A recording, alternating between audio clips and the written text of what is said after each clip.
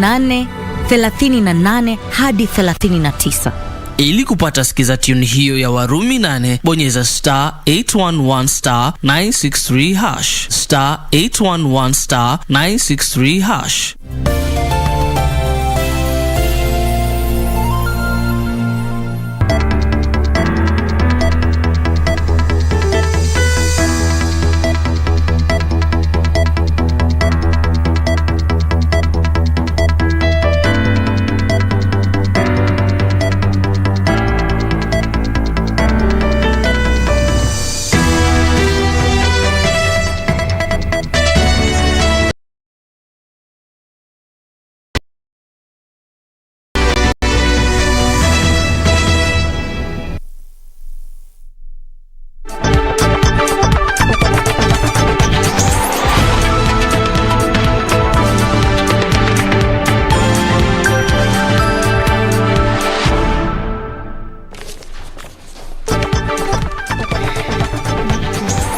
Well, good evening to you. Great thanks for joining us. This is Sunday Express. Now tonight, even when it appears like the road is clear for former Prime Minister Raila Odinga, those opposing him are saying they will not accept any intimidation and Kenyans should be given free space to elect their leaders. We're talking about the One Kenya Alliance, his former allies, and Deputy President William Ruto. We have details lined up for you tonight. All right.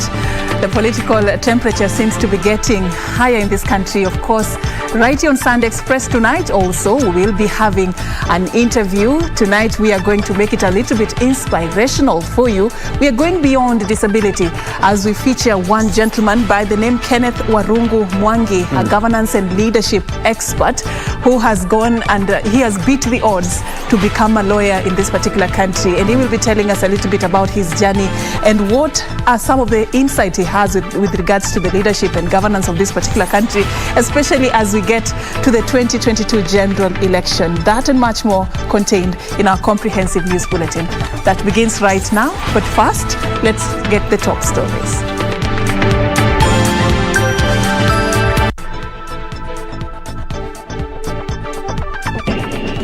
Tusikubali kamwe mtu kufikiri ataamua ni nani atakuwa MCA wako, mtu kufikiri ni nani atakuwa mjumbe wako, mtu kukaa na kufikiri atakuchagulia senator, ama kukaa ati yeye ndio atakupatia rais. For better or for worse, One Kenya Alliance principles insist they will stick together.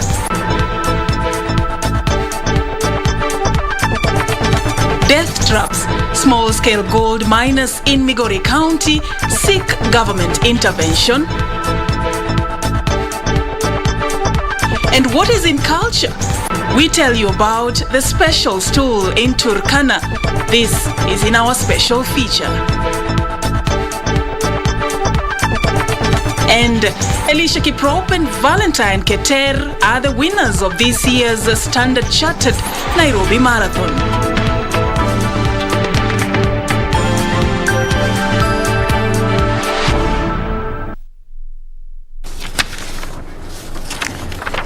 All right, welcome on board as we kickstart this broadcast.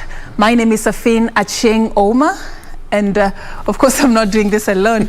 He has been missing in action. All right, and I'm back. My name is John Jacob Kioria. Welcome to the broadcast. Of course, we begin from Nairobi's Eastlands, Buruburu to be specific. And a fire incident that engulfed a section of a dormitory in Buruburu Girls Secondary School in Nairobi Sunday evening has been contained. Harambee Ward Member of County Assembly Anthony Kimemia has said that parents had been asked to go back home because students are save for a few who had been injured and were taken to nearby hospitals such as Metropolitan and Jamaa for treatment. The MCS's members of the public and parents rushed to the school after seeing videos of the fire online, forcing the school to call for enforcement to contain the situation. All right. And of course, this is coming at a time when the Board of Management, Jairus Opicho, also confirmed that at least some good news, there are no fatalities except for the injuries. We told you that the students had been taken to nearby hospitals, Metropolitan and Jama. Of course, it's a developing story, and we'll be giving you more details as soon as we get more news with regards to this report. And of course, related to the same, there is another fire reported at Chavakali Boys High School in Vihiga County. And the fire risked down one dormitory. No casualties reported in Chavakali also. So it's good news that there are no casualties reported in this both fires. But again, it's important that investigative agencies get to the bottom of it and understand what really is happening, what happened, the cause of the fire in Buruburu Girls as well as Chavakali Boys. Yeah, true. All right, so away from that matter, let's get a little bit political. The One Kenya Alliance principals now say they will not be intimidated to support a presidential aspirant outside the coalition. The principals who are speaking in Thika said Kenya will have a new dawn under the One Kenya Alliance. Let's get that report.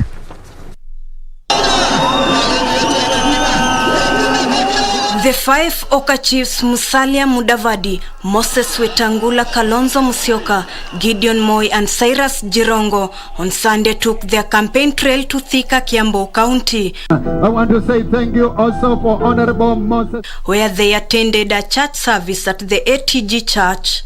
The Oka leadership restating its commitment to better the tough economic times ravaging many Kenyans. Ndio tunasema tutapunguza ushuru marudufu by 50%. Tukifanya hivyo, hawa ile inaitwa gross domestic product, uchumi wa Kenya utakuwa marudufu. sisi kama wanaoka tunataka kushirikiana na nyinyi nyote kama Wakenya kupunguza shida ya ajira, kupunguza ushuru na kuleta mali mashinani kwa wananchi. Nyinyi ni wazee, mnajua fujo imekuwa hapa Kenya. Tulikuwa tunahitaji wazee kama nyinyi, manake Kenya inamalizwa na tamaa. There are people who cannot share. There are people who cannot give somebody who they don't know, but you have chosen to work together. The leaders who are vowed to stick together and front one of them to run for president in next year's general election said no one should dictate to them who to support for presidency. Wewe ndio utaamua. Tusikubali kamwe mtu kufikiri ataamua ni nani atakuwa MCA wako. Mtu kufikiri ni nani atakuwa mjumbe wako. Mtu kukaa na kufikiri atakuchagulia senator, ama kukaa ati yeye ndio atakupatia rais. Wakifika hapa kula, lakini unajua kura ni yako. Kura ni silaha yako.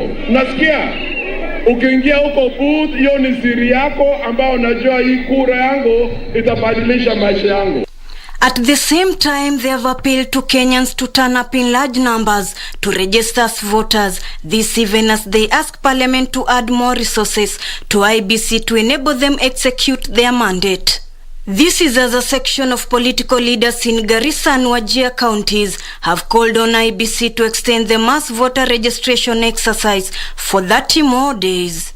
But unfortunately, it is so obvious, including Garissa County, we are off target. So far in Garissa, we are about 5,000, 10,000 number all over county. If you want to have credible process, then there must be a voter registration in a big way. And our sign language interpreter tonight is Byron Abuli. In a related story, Deputy President William RUTO says Kenyans should be allowed to elect leaders of their choice without interference. Dr. RUTO, who was in Kajiado County, said Kenyans should not elect or should elect their leaders in an atmosphere devoid of fear and coercion.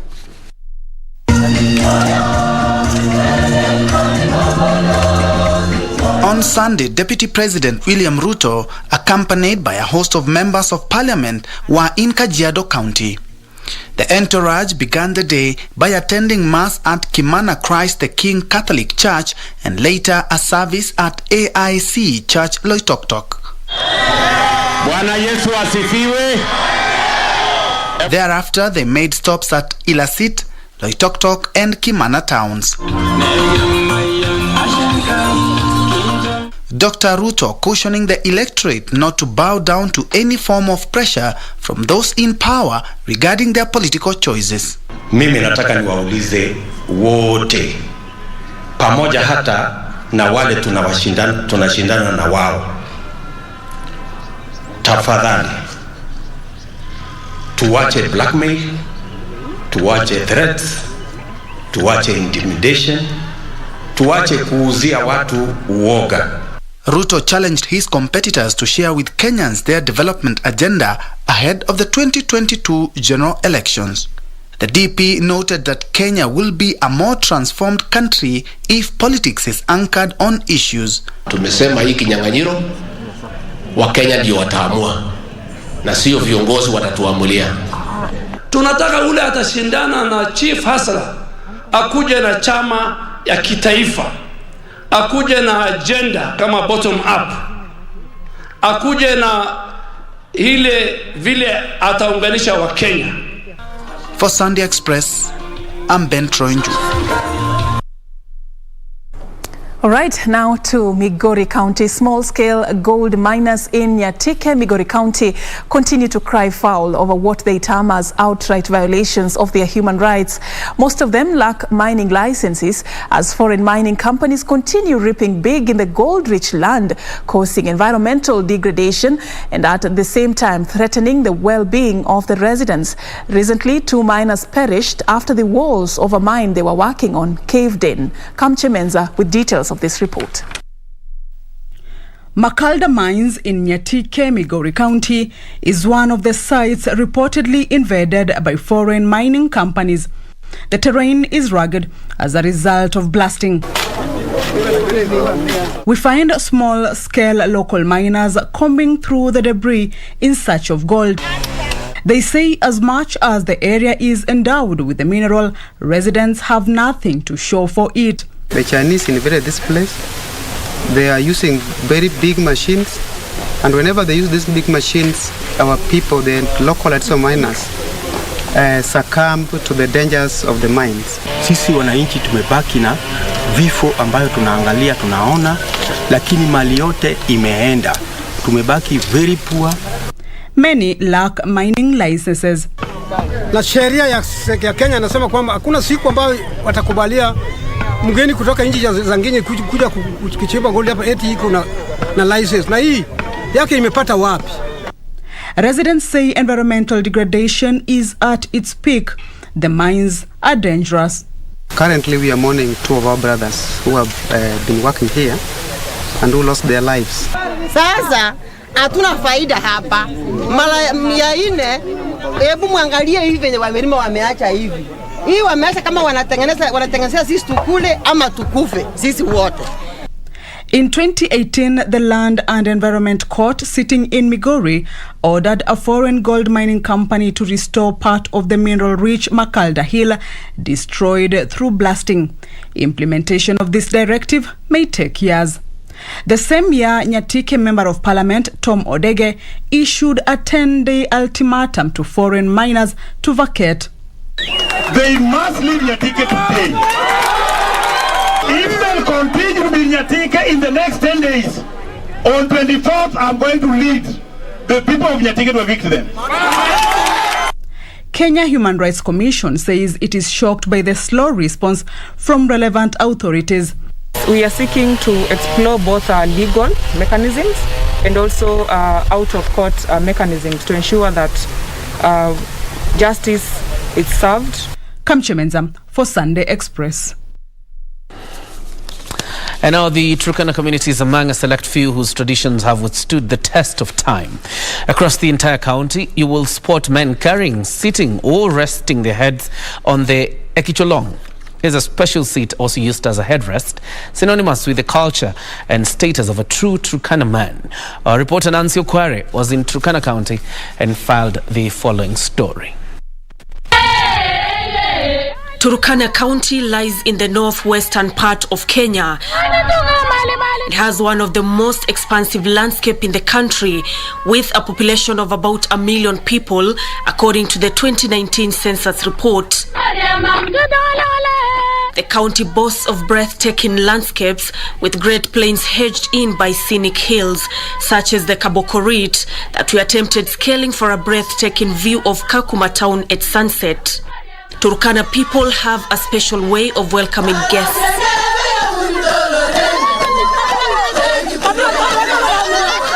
Complete with melodic song and dance, the women carry the guests around their homestead as a sign of honor and friendship.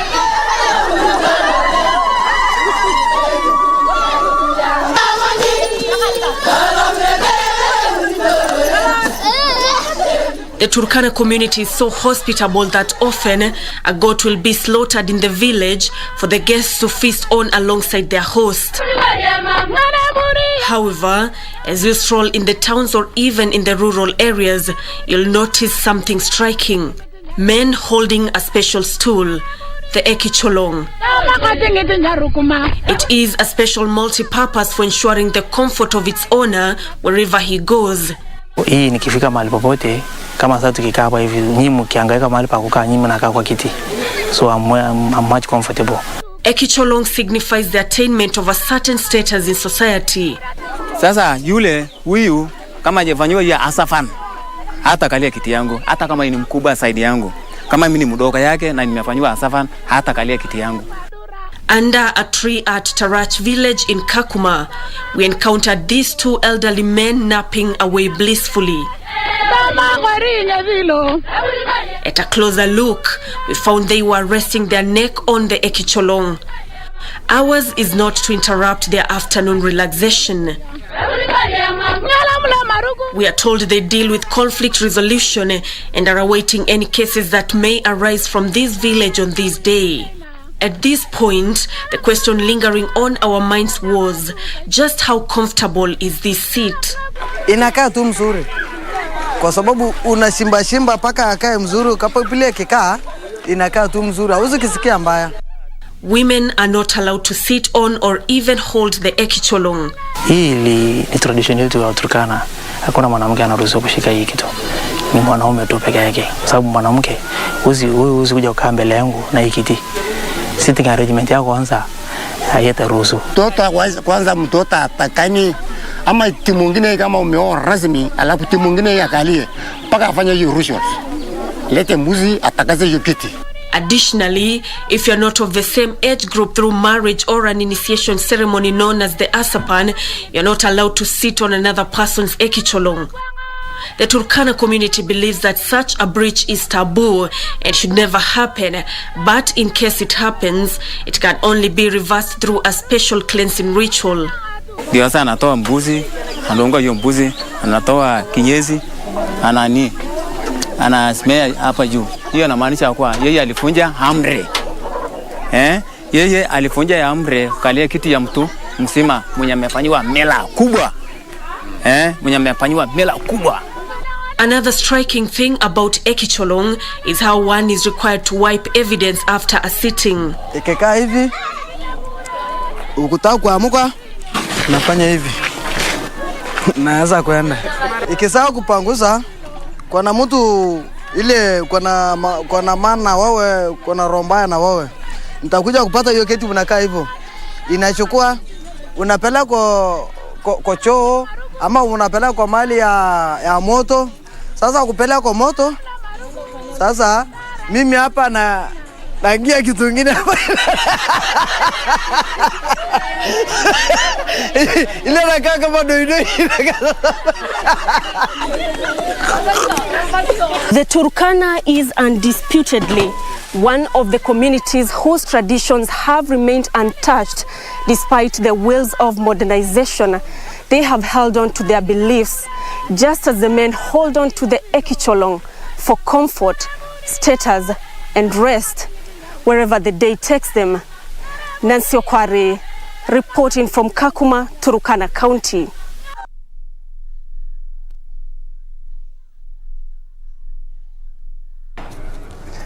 Thank you, Nancy, for that interesting report from Turkana County, Ekicholong.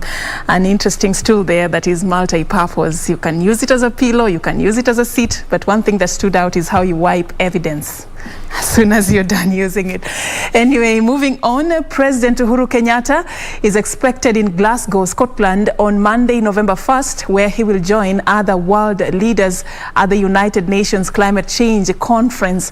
The head of state, who is among the speakers at the World Leaders Summit, will lead the country in advocating for the full and timely implementation of the Paris Climate Agreement. Let's get that report from Purity Museo.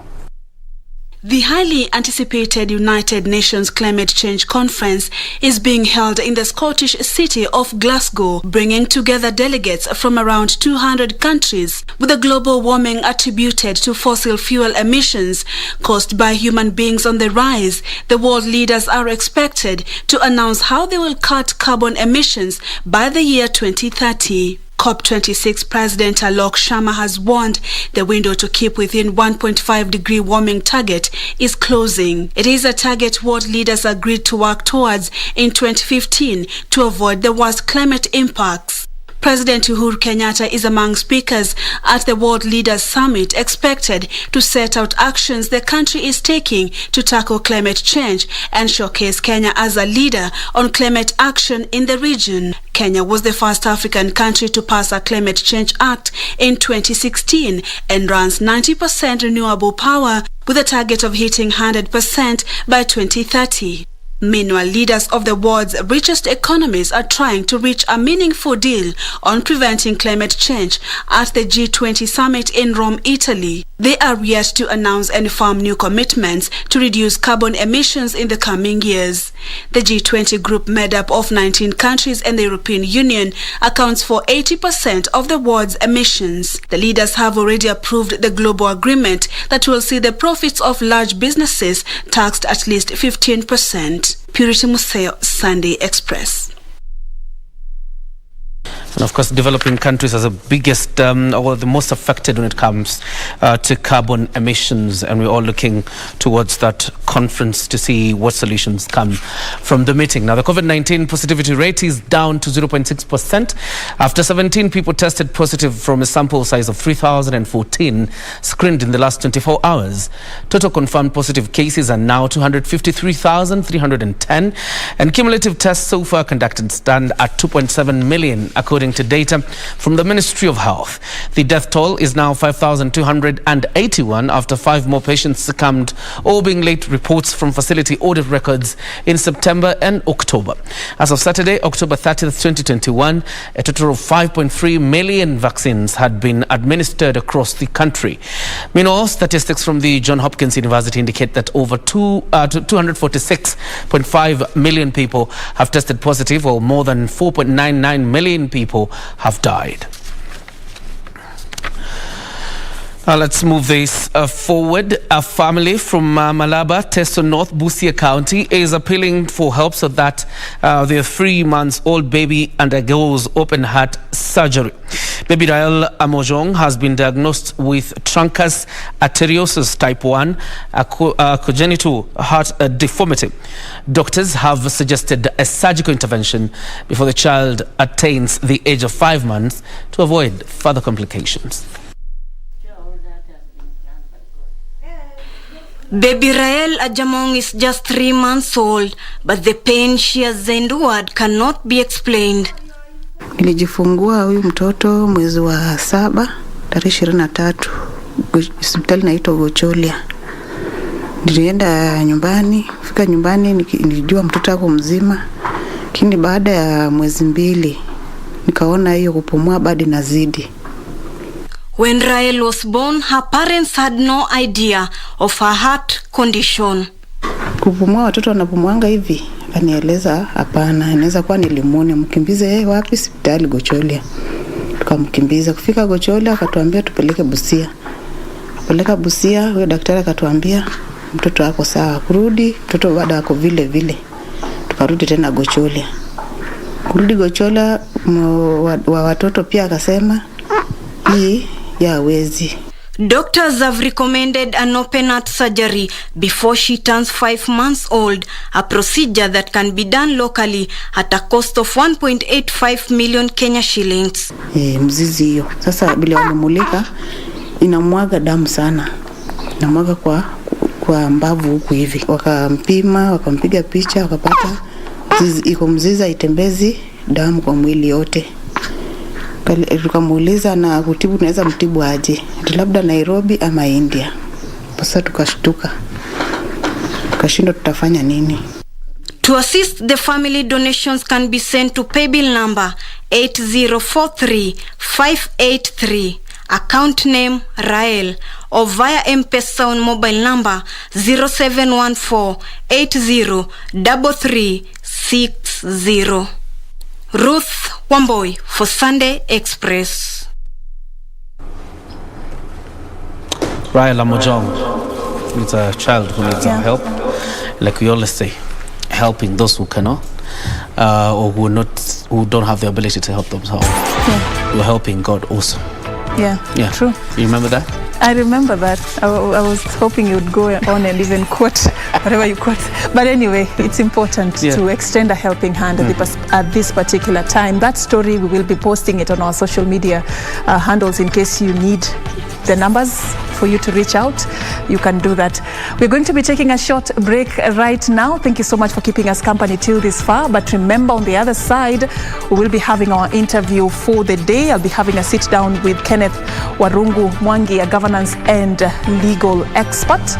He will be telling me about his journey and beating the odds of disability in our country and emerging as one of the people who are inspiring young people and also inspiring those who are living with disability that you can actually scale the heights and become whoever you want to become. That will be coming after this particular And today you're going to read the Bible with Yes. It's a Bible written in Braille. Interesting. I'll be finding out. He's telling me like one Bible. If he was to come with the entire Bible, he would probably come with a pickup. We'll find out more about that. But yeah, do keep us company and please interact with us on social media at Serfine_Achieng, at Kioria, and at KBC Channel 1. We are coming back in just a few.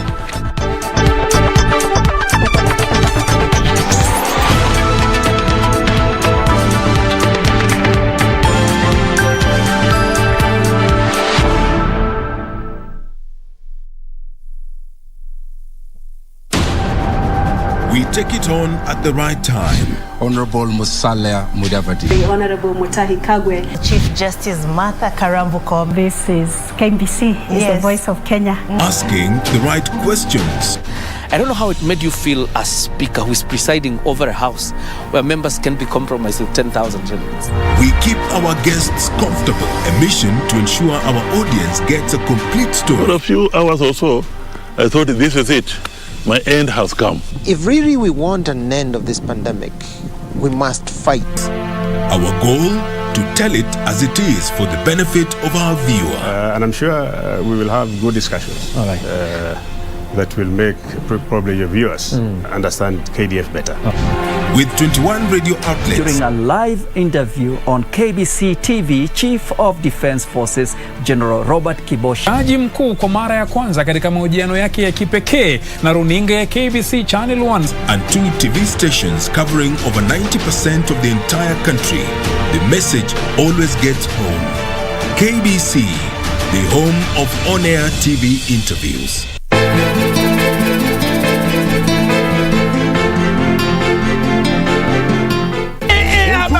Basi baba. Mkomo bagelenu baba. Tena buda buda imebidi nimpeleke mtoto saluni na nimemwacha huko. Nimemwacha mtoto saluni, lakini pigia babake amwambie mwacha saluni peke yake sutanyongwa. Wanifuatia nini wewe? Kama ungelikuwa umemwacha kweli, ningelikuwa siko hapa. You know exactly what I mean. Ama unaona hapa ni chooni, utaingia unapotaka, utoke unapotaka.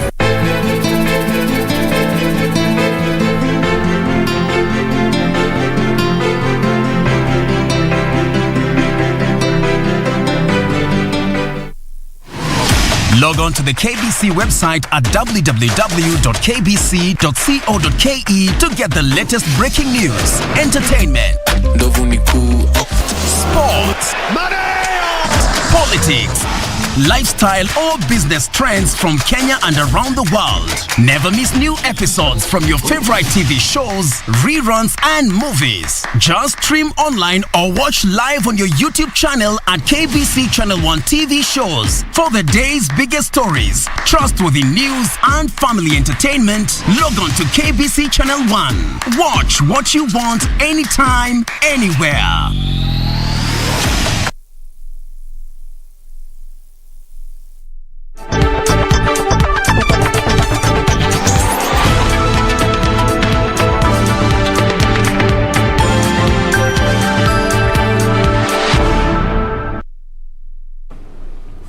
Welcome back. You're watching Sunday Express. Before we head over to Serfine Achieng with that interview, the Hindu Religious and Service Center organization now wants every Kenyan to be involved in environment conservation efforts. The convener of the organization, Mansukh Barbat, who led its members in a free planting or tree planting exercise at Lenana High School Sunday, said it is through environment conservation that some of natural disasters such as drought and floods can be arrested. 1, 2, 3. The Hindu Religious and Service Center organization joined students and staff of the Lenana High School in a tree planting exercise where 2,000 seedlings were planted on Sunday. The charitable organization urging Kenyans to prioritize environmental conservation, terming it as the foundation of human race livelihood. We want to make sure that in Nairobi, we are covering a lot of trees. They are supporting us with the land, and we want to plant a lot of trees. We want to change the lives of Kenyans. We have put a lot of efforts and policies to ensure that we can be able to move from the current 7.2% to 10%, so that we can actually reduce and mitigate the effects of the climate change. Elsewhere, Lamu Island is expected to be abuzz with activity as the 3-day MAULID festival kicks off on Tuesday next week. According to the event's coordinator, Jamauddin Abdul Kadir, the festival that marks the birthday of Prophet Muhammad will bring together hundreds of Muslim pilgrims from Kenya and around the world. Miongoni mwa yaliyopatikana au yaliyozalika katika kupatikana haya maulidi ni musabaqatul Quran. Musabaqatul Quran ambao utakuwa ni siku ya Ijumaa hapa saa 2. It was all smiles to inmates at the Thika Main and Women Prison after they participated in a beauty contest and other forms of art to discover life outside prison. Among the activities they showcased include beauty pageant contest, modeling, dancing and reciting the spoken word, among other forms of art. We realized that in prison most talents, we're like sleeping on our talent, on the inmates' talent, and we thought that it is good to encourage them. Napata wale watu wetu wa nyumbani, wale familia yangu wamenitupa, lakini sasa unaona vile katu kinakuja kutembelea, naonanga furaha sana, naona ni kama nakumbukwa. Finally, a real estate company has embarked on a rent-to-own home program which is crafted to suit low-income earners to be able to own a house within a period of 5 years. For anyone paying 30,000 will be assured as rent, is assured that in the next few months, maybe talking about 24 months, they'll be able to own a home whereby they'll be having what they're calling rent-to-own.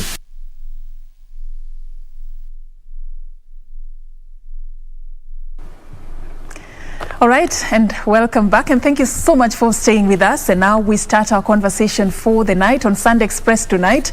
I'm having a sit down with Kenneth MWANGI. Kenneth is a lawyer, and of course he has done a lot when it comes to civic education and just advocating for the rights of persons living with disability. He will be letting me in on how his journey has been and how he crafted this passion for persons with disability and leadership and civic education. First of all, thank you so much for creating time for us. Thank you so much, Safi. Happy Sunday and good evening. Thank you so much for coming. So let's begin by getting to know you a little bit. So growing up in Muranga, tell us a little bit about yourself as a young person, and whether you, at one point, you saw yourself sitting here today and sharing your story of inspiration. Did it ever occur to you that you are going to scale that high in life? Not at all, but of course, being a young person, you build up expectations. I come from a family of 5, 3 siblings, myself, my sister, and my brother. 2 very supporting parents, Mr. and Mrs. Warungu. Born in Muranga, Madhira constituency, Keru ward, Kola village. I was born there. Then after 2 years, I was discovered of having an issue, eye issue. It's called glaucoma. Went for treatment, underwent 3 major operations. From there, I was recommended to attend a special school where they undertake the learning of Braille. Braille basically means that you read by touching. So, and Article 7 of the Constitution, led with Article 27, recognize Braille as a language. So it was very important, even at a tender age, to go and be able to learn Braille. It's quite complex, but with being young and, of course, having a very fresh brain and mind, I was able to learn Braille, which I've studied with it for 13 years.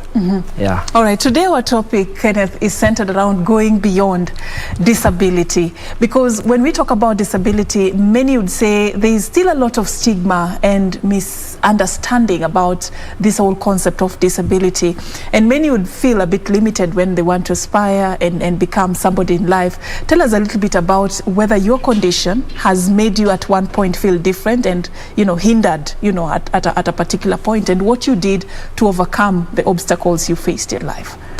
First, from the onset, disability, I think, has many clans, and there are 2 types of disability. That is the severe one and the non-severe one. Second is that we say that we are all potential candidates of disability, including myself. True, I'm visually impaired, but due to various occurrences, I could also find myself being physically challenged. So we say that we are potential candidates of disability. The other one is that disability comes with a lot of challenges. If you're visually impaired, then you have to have a guide. There are things that you can't do by yourself. Probably you will need someone to, if it's a print, to read for you.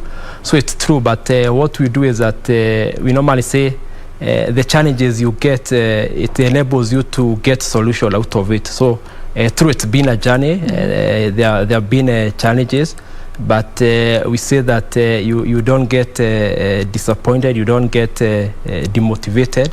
You must always remain hopeful. You must always soldier on. You must always find a solution to any occurring challenge. Yeah.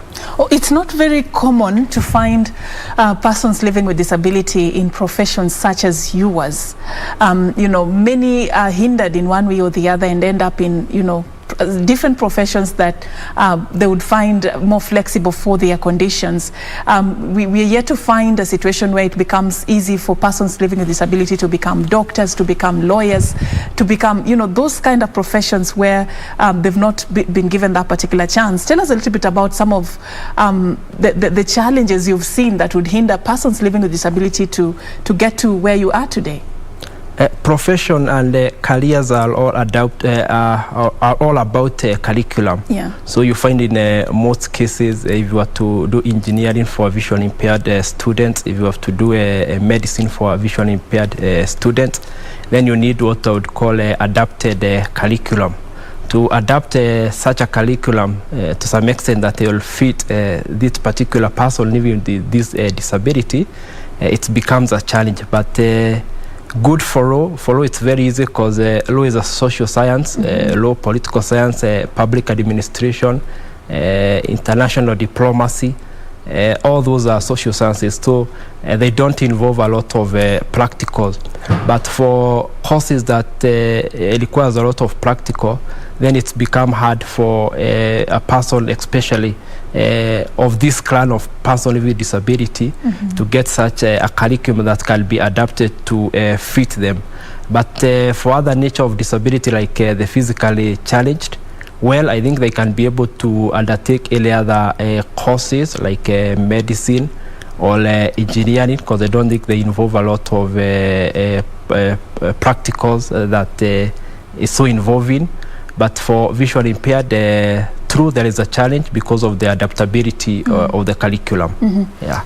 But you'd also agree with me, there's still a little bit of stigma that is making persons living with disability also fear breaking out of their shell to pursue these opportunities. Have you had or experienced such, you know, as you interact with persons living with disability? That fear of coming out and just going for what you really want. Through Safi, there is still that stigma, either from other people that are not living with disability, or even people that are with disability for various reasons. But I think as person who are enlightened in this world of person living with disability, we are really trying to do much in terms of the advocacy and the mainstreaming. Even find the cases where even kids or children living with disability have been locked in the houses. So we really try to enlighten the parents. We try to make sure that those kids are registered with the National Council of Persons with Disability. And we also try to make sure that they are fitted in whichever mainstream that they can be able to operate. It may be probably getting enrolled in schools to do various studies, get into a law in various vocations to do and undertake various courses. So true, we are doing a lot, and whatever you are saying is true that there could be stigma either from that particular person living with disability, or even people that surround person with disability. To some extent, they think that this person cannot be able to perform this particular job or opportunity. So it's true. But we are doing a lot of things, including whatever we are doing this evening. I would consider is that as part of disability mainstreaming and disability advocacy, either to a person living with disability or a person has a friend. Because we normally say that for now, Safi, you would testify that every person could be having a friend who is living with disability. So today evening show, I think it's really fit in terms of advocacy and streaming. It's part of just creating awareness that awareness. Disability is indeed not inability. We normally call ourselves able differently. We say that the only thing that I cannot be able to do, probably whatever you do it fully, but through that I'm able in a different way. All right, it's good you're saying that. So growing up in Muranga, in your village in Muranga, I mean, I believe it's a society just like any other society in our country where we still have a long way when it comes to understanding persons living with disability. Stigma is still rife, challenges are still there. We've not made the environment very conducive for persons living with disability. What made your story different? What gave you the inspiration as Kenneth to say that my story is going to be different? I'm going to write another version of a story of somebody living with disability. What inspired you? I think two things. One is that I schooled in my village, nursery, standard 1, and partly term 1 for standard 2. And I was very lucky because I come from a background where my parents are also teachers. If you find a person living with disability and probably the parents are not that mainstream or do not have the sufficient awareness, then it makes sure that that person living with disability become even more vulnerable than probably the majority of us. So they were very the awareness from my parents was quite very high. So from there, I was recommended by now the doctor who was now treating me to attend a special school. So from class 2, I was forced to go back to nursery so that I can start now learning Braille. So it's true, but I think the help that I got from my parents and of course my siblings, and the awareness that now my parents had, was able to make sure that even as I grow up, I create that confidence in me. And going to a special school in Melu, because you see now there is another story. I've been born in Molanga, and then you have to be taken to Meru. By then I was very, very, very young, and it's a boarding school. You need to go there, start getting to wash your clothes, wash yourself. You're separated from you your have parents. been separated from your parents and your family. You have to go and start your life there. And you remember by then, I don't know how it happened with the CBC. We'd go for first term for 3 months, then second term for 3 months, another 2.5 months. So you like are an entire year. You are you are on your own, and of course the people who are taking care of. So I happen to have joined a Celtusi School for the Bride. It's in Melwegoji. It's a Catholic missionary school. So there I also was able to adapt a lot. I was able to create confidence there. I was able to create the aggressiveness in myself. And I think the school, having attended the boarding school pretty young, I was also able to be hardened to some extent. Now I can able to maneuver a lot of things.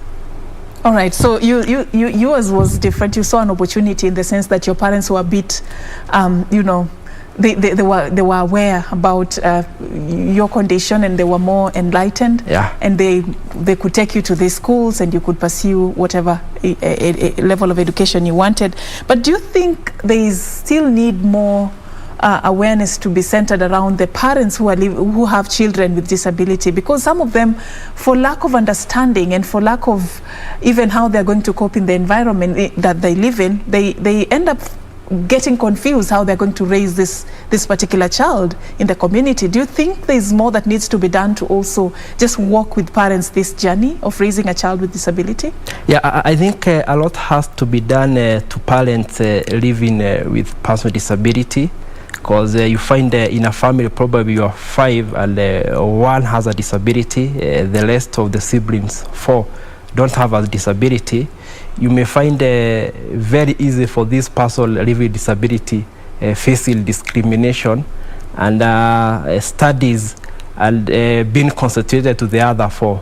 So it's good we create a lot of awareness to parents that are handling kids or children living with disability, and it's through awareness can be created by even more person living with disability that are successive, coming out and being an inspiration to this parent that your child can be this particular person at one time, and you really don't need to hide that particular kid.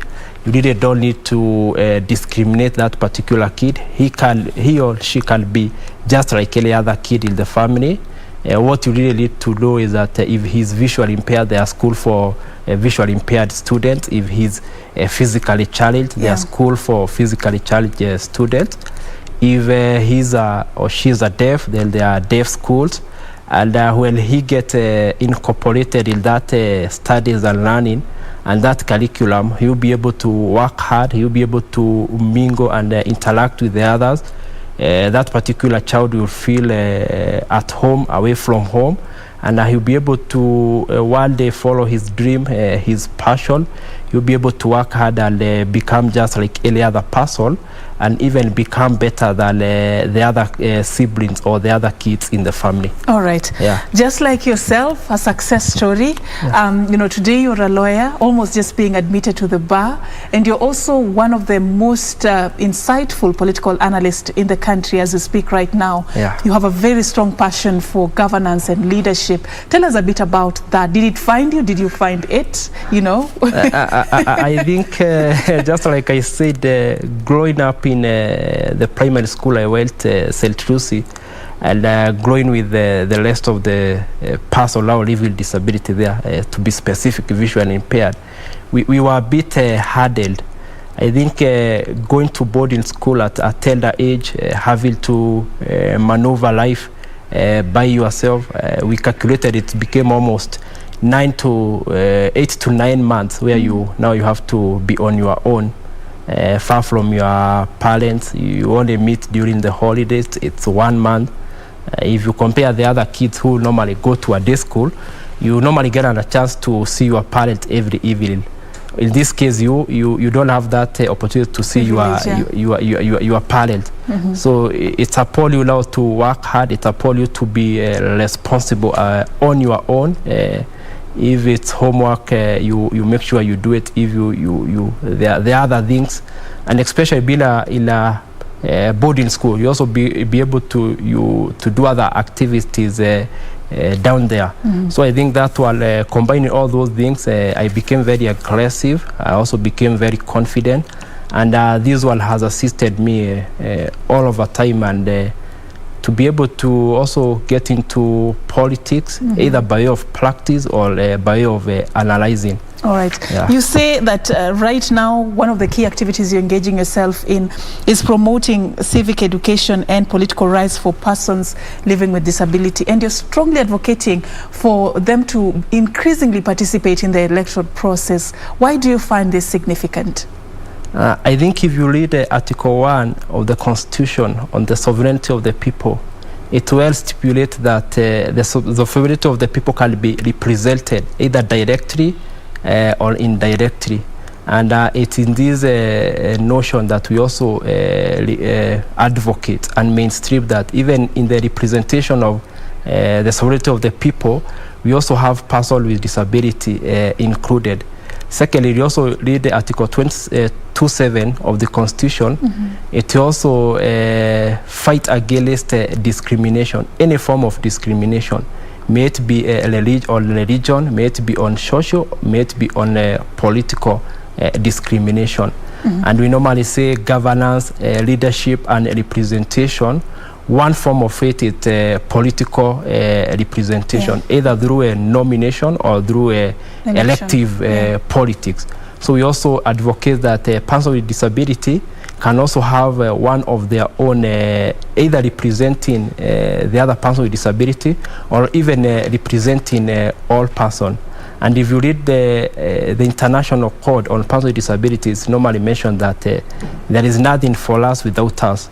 So we normally say that we cannot be having a government that is purporting to be representing us without or a county assembly or a county government without the inclusion of us. So we really need a person living with disability incorporated in the government, in the county government, in the county assembly, in various government parastatal, and even in a private sector, so that they can also be able to even assist in advocacy and even in assist in disability mainstreaming. And if you read Article 54 of the Constitution, also states on 5% representation on persons with disability, which should be progressive in all appointive and elective seats. So I think it's on that notion that we also resident our advocacy and mainstreaming on disability representation in key government sectors. All right, thank you so much. And you do that so well, you know, having been the founder member of the Constitution Task Force Committee on Constitution Making for the University of Nairobi Students with Disabilities Association. You've also served at the County Assembly of Murang'a as a legal advisor. You've also worked at the Parliament of Kenya, at the Senate.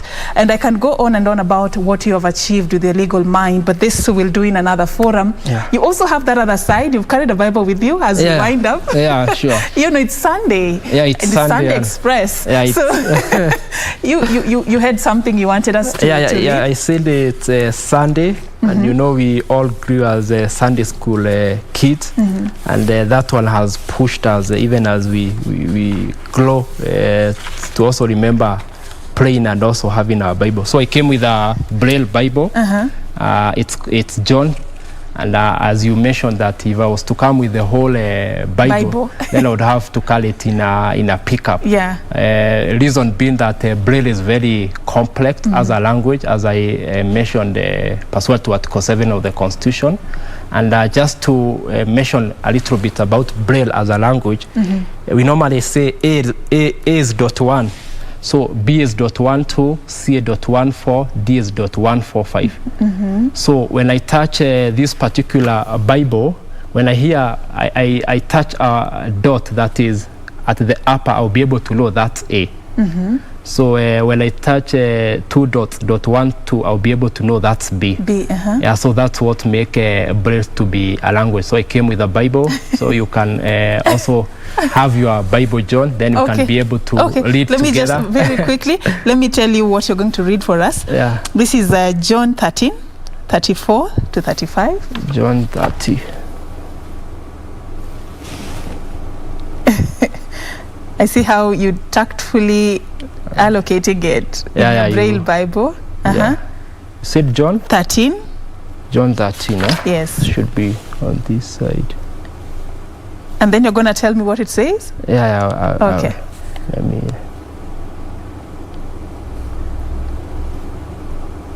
Braille is very complex, so you need sometimes to locate it.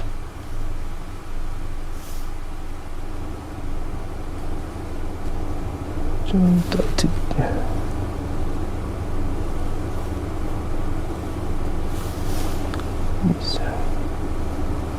You there? Or we're almost there. Okay. Almost there.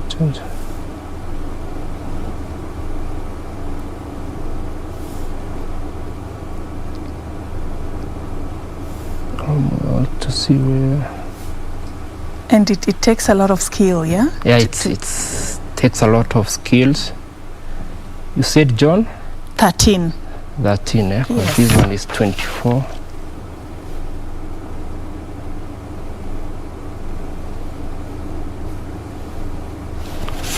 This should be on this. So Braille is very, very complex. Yeah, now you're making us understand how this you really have to master. You really have to master bit by bit. All right. And you can't even...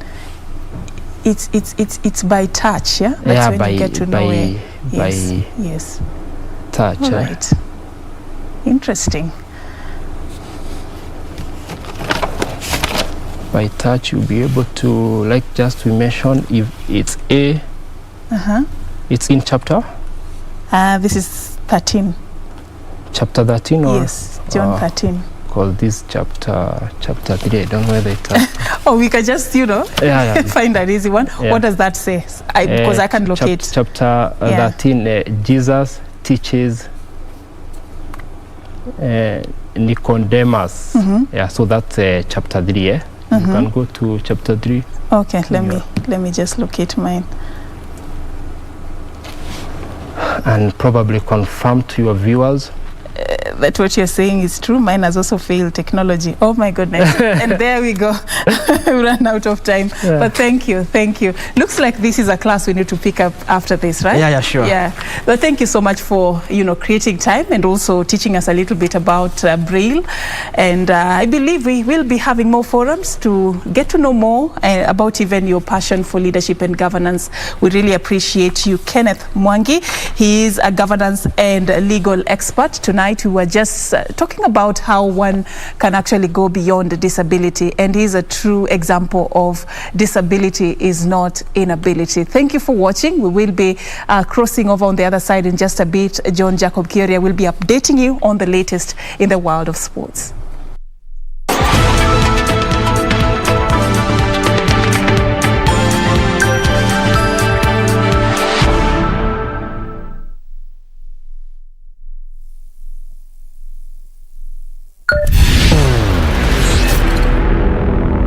Kenya Defence Forces, KDF, announces the recruitment of General Service Officers, GSO Cadets, Specialist Officers, General Duty Recruits, Tradesmen and Women, and Constables scheduled for the month of November 2021. Listen to Radio Taifa during the entire month of November 2021 for details of the recruitment process. Then grab your local newspaper, The Daily Nation, on the 31st of October and 7th of November, The Star on the 5th of November, while The Standard will have those details on the 27th of October, 14th of November, and 9th of November on MyGov inside The Standard newspaper. The People's Daily on the 8th of November and 12th of November. Remember, no one can influence the recruitment process because bribery and other acts of corruption are against the law. Report any suspicious activities or characters to the nearest police station or military camp, or call hotline numbers 0726419709 or 01203000599. KDF recruitment is absolutely free to all.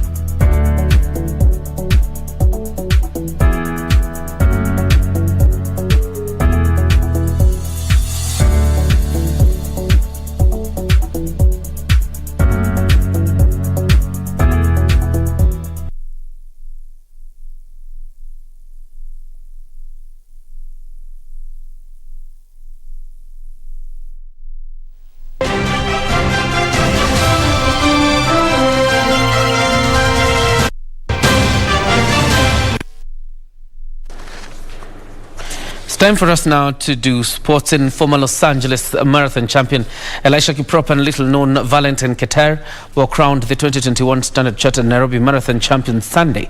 In the men's 21 kilometers half marathon race, Vincent Ngetich emerged victorious, while the ladies category was won by Perrine Ningambi. ELISHA Kiprop timed 2 hours 11 minutes and 7 seconds to emerge victorious in this year's Standard Marathon that had attracted close to 2,000 participants. He was followed by Alphonse Kigen, who clocked 2 hours 11 minutes and 11 seconds, while Joshua Kogo finished third in 2 hours 11 minutes and 14 seconds. In the ladies category, Valentine Kipketer cruised to victory in 2 hours 30 minutes and 01 seconds, followed by Naomi Mano and Beatrice Jepto, who timed 2 hours 32 minutes and 22 seconds and 2 hours 32 minutes and 33 seconds respectively. Kwa mzuri na ilikuwa mara yangu ya kwanza, sasa sijui hata ya last year na ya this year. In the 21-kilometer race, Vincent Ngetich emerged victorious in the men's category, while the ladies category was won by Perrine Ningambi. Winners in both categories each walked away with 2 million shillings. Frederick Moki for Sunday Express. And now the Kenya Golf Union has today launched a US Golf Junior Series tournament at Muthaiga Golf Club, Nairobi. The series will be used to give junior golfers a chance to showcase their prowess and participate in international tournaments to help nurture their talent. The launch was graced by Sports Cabinet Secretary Ambassador Amina Mohammed.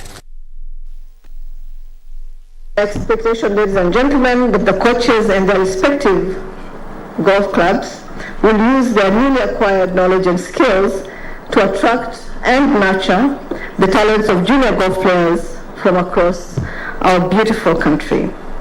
Additionally, today marks the launch of US Kids Local Tour competition, which will also give qualifying golfers more opportunities. But we're here this week to celebrate the launching of a coach development program of individual kids who might come into the program.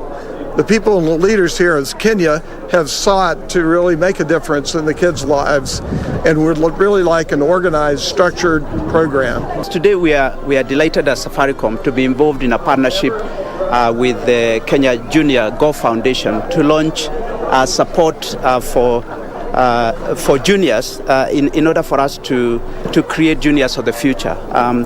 We've been supporting golf for a very long time as a company, in the same way that we've supported many sports, whether that is athletics, football. Partnership on this particular line is a 3-year partnership that we made a commitment to support together with the Junior Golf Foundation. I'm not that good now, but I'm gonna get better by years and months. Because like my swing is accurate, but I'm always away from the fairway. My dad introduced me to golf, and I love the sport because it's a game of life. And now National Rugby Sevens team Shujaa won the Safari Sevens title for the 4th time after beating Germany 12-5 in the final match played today at the Nyayo National Stadium. The team coached by Innocent Simiyu qualified for the finals after beating their counterparts Morans 19-17 in semis, while Germany defeated Red Whalers 26-6. Morans clinched 3rd position after beating Red Whalers 10-5 in the 3rd place playoff match. A total of 14 teams took part in the 2-day competition. For what's about to transpire on this pitch. Advantage. Atmosphere building up slowly as we see the sun coming out. Is going to be a rather warm day as opposed. Police FC have appointed former Harambee Stars head coach Jacob Ghost-Mulee as the technical director. The team is making a debut in the FKF Premier League and have just 1 win after 5 games. Meanwhile, Kakamega Homeboys beat Vihiga United 3-2 today to go top of the FKF Premier League standings. In another match, Kariobangi Sharks thrashed Mathare United 6-0 at the Kasarani Stadium.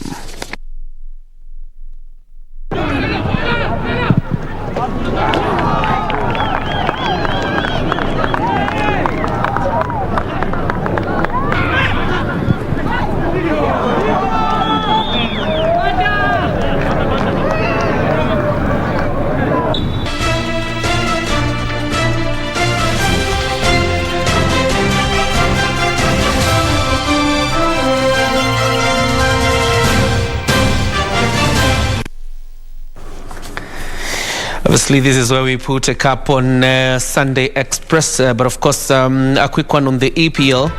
Today appears like Norwich City is not lucky. Today they were beaten by Leeds United 2-1 after Chelsea beat them 7-0. So, yeah, Norwich is doing How you say that 7-0? It's a struggler's team, but anyway, God will help them. Usichome. Thank you so much for watching. We really appreciate your time tonight, and for those who took time to interact with us also on social media, we appreciate you. My name is Achieng Ouma, and our sign language interpreter for the night has been Byron Abuli. Have a good night. My name is John Jacob Kioria. Have yourself a fantastic week ahead. See you on Wednesday on Prime Edition.